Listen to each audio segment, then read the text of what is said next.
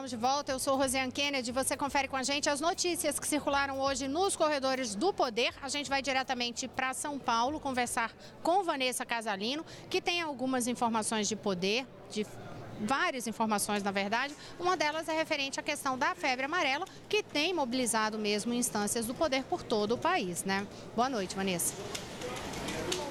Sim, Rosinha, por todo o país, boa noite para você, boa noite a todos e pelo mundo também. A Organização Mundial da Saúde recomendou aos viajantes internacionais que forem visitar o sul do país que se vacinem contra a febre amarela. Até agora, Paraná, Santa Catarina e Rio Grande do Sul não eram considerados áreas de risco para a doença, mas de acordo com a Organização Pan-Americana de Saúde, braço da OMS, a recomendação leva em conta o avanço da doença no país, um cenário que, segundo a organização, leva a crer que nos próximos meses a disseminação do vírus da febre amarela vai continuar ao longo da Mata Atlântica, em São Paulo, Paraná, Santa Catarina e então Rio Grande do Sul.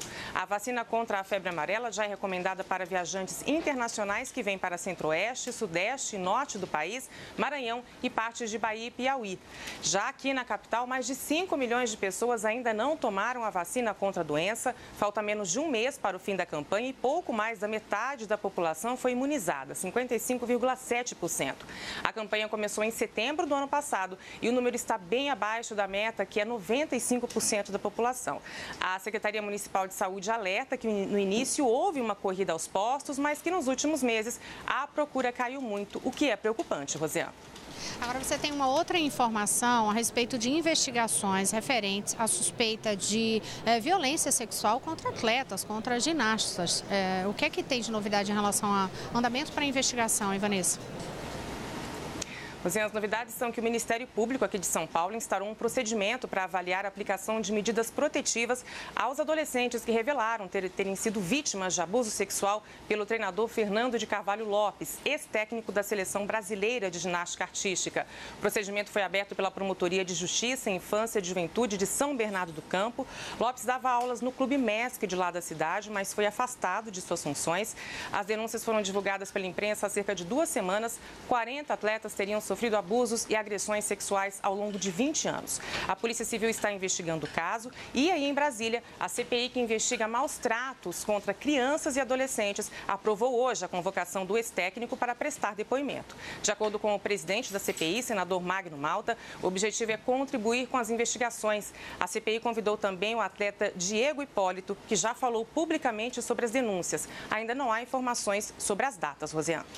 Obrigada, Vanessa Casalino. Olha, agora a gente vai conversar com Daniele Popov, porque Dani tem informações detalhadas sobre a carta que eu falei aqui no início do programa, que prefeitos de todo o país entregaram hoje a Presidenciáveis. Ali uma carta que tem um tema curioso. Eles pedem nesse documento mais Brasil e menos Brasília, Dani. Então explica o que é que tem nesse documento e quem recebeu. Isso mesmo, Rosiane. Boa noite para você, boa noite a todos. O texto dessa carta, né, mais Brasil, menos Brasília, foi apresentado durante uma reunião geral da Frente Nacional de Prefeitos realizada em Niterói, no Rio de Janeiro. Eles pedem no documento que o Brasil tenha como norte o diálogo para decisões compartilhadas para a construção de um país mais democrático, forte econômica e politicamente, que respeita seus cidadãos, reduz desigualdades e promove a justiça social com tolerância às diferenças.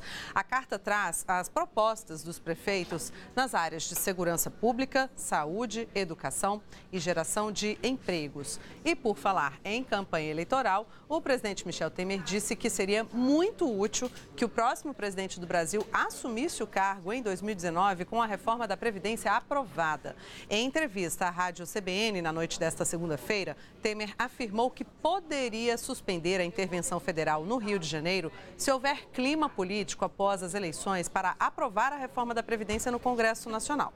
Essa possibilidade pode ocorrer também caso os parlamentares queiram colocar em votação o fim do foro privilegiado para diversas autoridades. Tanto a reforma da Previdência quanto o fim do foro privilegiado são temas de propostas de emenda à Constituição e, por trazerem alterações ao texto constitucional, não podem ser votadas enquanto a intervenção estiver em vigor. Rosiane, volto com você. Obrigada, Daniele Popov. E agora a gente vai conversar com Jéssica Gonçalves, no estúdio da Rádio Nacional. Lembra que eu falei aqui? É informação sobre educação. Jéssica responde. Eu sei que você vai trazer informação hoje sobre prazos aí do FIES, né, Jéssica? Boa noite. Exatamente, Rosiane. Boa noite a você e a todos. O assunto hoje é FIES. Termina nesta quinta-feira o prazo para a renovação dos contratos do Fundo de Financiamento Estudantil. Segundo o Ministério da Educação, mais de 1 milhão de contratos devem ser renovados neste semestre. O pedido é inicialmente feito pelas instituições de ensino e depois as informações serão validadas pelos próprios estudantes no CIS-FIES. Para os aditamentos simplificados, a renovação é formalizada junto com a validação do estudante no sistema. Já no caso do aditamento não simplificado, que é quando há alguma mudança no contrato, o estudante precisa levar a documentação ao Banco do Brasil ou à Caixa Econômica Federal para finalizar a renovação. Bom, e ainda falando sobre a educação, a 12ª Conferência sobre Liberdade de Expressão da Câmara dos Deputados discutiu hoje a importância da educação no combate às notícias falsas. A presidente do Instituto Palavra Aberta, Patrícia Blanco, defendeu que o debate sobre as chamadas fake news faça parte da formação das crianças e adolescentes. O ex-ministro da Educação, Mendonça Filho, também destacou que é preciso focar na educação básica para aumentar o senso crítico das crianças. A preocupação com as fake news nas eleições também foi debatida. No evento, a senadora Ana Amélia lamentou o fim da exigência do diploma do jornalista para exercer a profissão. Isso porque, para ela, o trabalho da imprensa garante cada vez mais credibilidade às notícias. Rosiane. Obrigada, Jéssica. E vamos conferir mais alguns destaques da Agência Brasil com Carolina Pimentel? Bem, Rosiane, o Instituto Brasileiro de Defesa do Consumidor, o IDEC, entrou com uma ação civil pública contra a Agência Nacional de Saúde Suplementar, ANS, pedindo a suspensão do reajuste anual de planos de saúde individuais e familiares para os anos 2018 e 2019. A previsão é que esse reajuste seja divulgado nas próximas semanas.